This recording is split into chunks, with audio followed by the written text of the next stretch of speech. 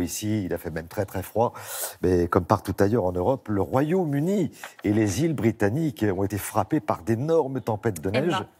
Eh ben, on va retrouver Loïc Dallegrand. Justement, il est à Cardiff, au Pays de Galles. Alors, il y a de la neige, des bourrasques. Et Loïc, si je me trompe, les Britanniques ont une expression pour qualifier ce type de tempête, « the beast from the east », la bête venue de l'Est. Tout ça n'est pas très très encourageant, Loïc. Ah oui Thierry, regardez dans quelles conditions et dans quel paysage va se lever Cardiff ce matin dans quelques heures avec effectivement cette neige qui est tombée toute la nuit depuis hier avec donc l'arrivée de la tempête Emma qui frappe le Pays de Galles depuis hier et qui est entrée en collision avec cet autre phénomène météorologique qu'on appelle effectivement the beast from the east, littéralement la bête venue de l'Est, effectivement qui apporte des vents très violents, des blizzards. Il a fait jusqu'à moins 15 degrés avec des rafales à plus de 120 km/h et vous le voyez ce matin déjà, plus de 20 cm de neige dans les rues de Cardiff, c'est du jamais vu depuis 35 ans. Et ça a été la même chose dans beaucoup d'autres régions du Royaume-Uni, en Écosse notamment. Alors on vous emmène aussi bien à Londres avec notre équipe de Londres que ici au Pays de Galles dans ce reportage signé Élise Derbaumet et Anto Filippi. Ces vénérables murailles ont sans doute connu d'autres hivers rigoureux, d'autres épisodes neigeux. Mais le château de Caerphilly du XIIIe siècle vient d'affronter, comme le reste du Pays de Galles, l'une des pires tempêtes de neige de ces 30 dernières années. Autour de ces douves gelées, les petits Gallois découvrent pour la première fois ce qu'ils n'ont jamais vécu auparavant, la joie du sport d'hiver et des descentes en luge au pied du château fort. La dernière fois qu'on a connu ça, c'était en 82, 81, par là. Les enfants, eux, ne reverront sans doute jamais ça avant les 50 prochaines années. Au Pays de Galles, comme sur tout le territoire, des routes bloquées, des aéroports fermés, des écoles dispensées. Le pays tourne au ralenti, comme ici à l'aéroport de Glasgow en Écosse, où tous les vols ont été annulés.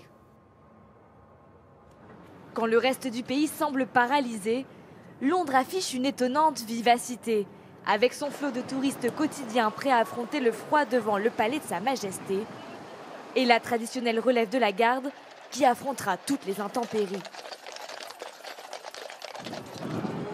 Pour ces Marseillaises, visiter Londres sous la neige n'est pas déplaisant.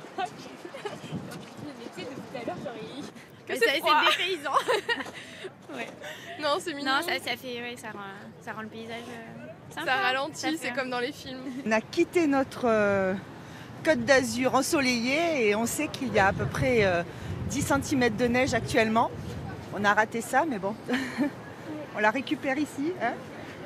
Londres sous la neige, ce n'est pas une première. Hiver 1978, un blizzard glacé frappe le sud du pays et perturbe les festivités de la nouvelle année. C'est l'hiver le plus froid depuis le Big Freeze, la grande gelée de 1963. Cette année-là, le Royaume-Uni enregistre les températures les plus basses de son histoire moderne. Il n'avait pas fait aussi froid outre-Manche depuis 1739. Preuve de la rigueur du climat, la Tamise reste gelée pendant plus de 2 mois. Les températures descendent jusqu'à moins 20 degrés. Et les Londoniens skient dans Hyde Park. Eh ben, dites donc. Très impressionnante, ces images de l'hiver 63. Mais est-ce que ça a été le pire de l'histoire moderne britannique? Ou est-ce qu'il y a eu d'autres hivers encore plus terribles encore, Loïc?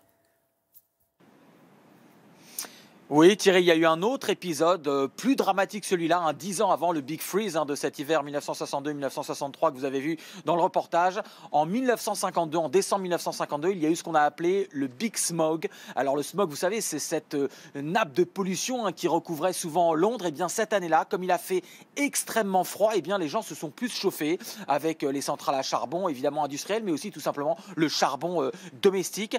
Et comme bien il a fait très froid, et bien cette nappe de charbon s'est retrouvée prisonnière en quelque sorte du grand froid et s'est abattue sur Londres pendant plusieurs jours. Il paraît qu'on n'y voyait pas à quelques mètres, mais surtout ça a eu des conséquences absolument dramatiques car c'est entré dans les maisons, touchant notamment les jeunes enfants et les personnes âgées. Il y a eu, selon les estimations, jusqu'à 12 000 morts ces journées-là et dans les journées qu'on suivit à cause de ce smog et de ce grand froid. 12 000 morts au Royaume-Uni en 1952. Merci Loïc, merci.